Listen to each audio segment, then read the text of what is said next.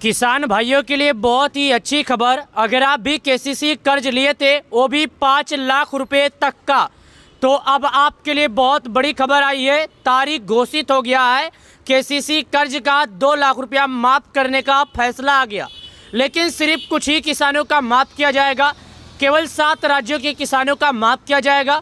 और आप उनमें शामिल है या नहीं, कैसे पता करेंगे, चलिए जानते हैं। सबसे पहले उन लोगों का माफ़ किया जाएगा जिन्हें बैंक ने डिफ़ॉल्टर घोषित कर दिया था, और उनका कर्ज माफ़ किया जाएगा जिनके घर पर बैंक का बार बार नोटिस आ रहा था, वो परेशान हो गए थे। और कर्ज भी माफ़ होगा तो उन लोगों का होगा जिन्हें बैंक ने केवल खेती के लिए कर्ज दिया था। सुनिएगा, सरकार से जो केसीसी का कर्ज है ना, केवल किसान ही नहीं, मछली पालन वाले भी लिए हैं और व्यवसाय वाले भी लिए हैं, अन्य बिजनेस करने के लिए भी लिए हैं। यानी आपको लगेगा कि सरकार से केवल, आपके मन में एक सवाल होगा कि आखिर सरकार क्यों केवल खेती वालों का कर्ज माफ़ कर रही है। आपको ये मालूम है, अगर फसल अच्छी होती है तो किसानों को चिंता होता है, और फसल ना अच्छी हो, प्राकृतिक आपदा के कारण बर्बाद हो जाती है, तो भी किसान को चिंता हो। ऐसा क्यों, चलिए आपको बताते हैं। अगर फसल अच्छी हो गई तो मार्केट में उसका भाव कम हो जाएगा। अगर फसल बर्बाद हो गई तो किसान को खाने तक का नहीं बचेगा। तो दोनों में किसानों की परेशानी है।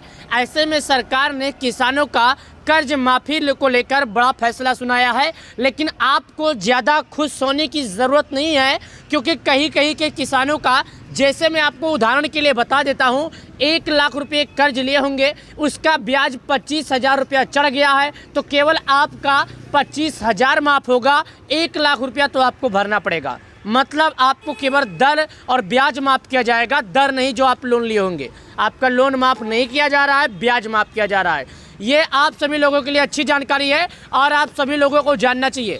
तारीख घोषित हुआ है, यहाँ पर लिखा हुआ है, तारीख जो था वो ऐलान हो गया है। कितना तारीख? और ये साल 2026 नए साल के शुरुआत में आवेदन जिसने भी किया था उनका हो गया।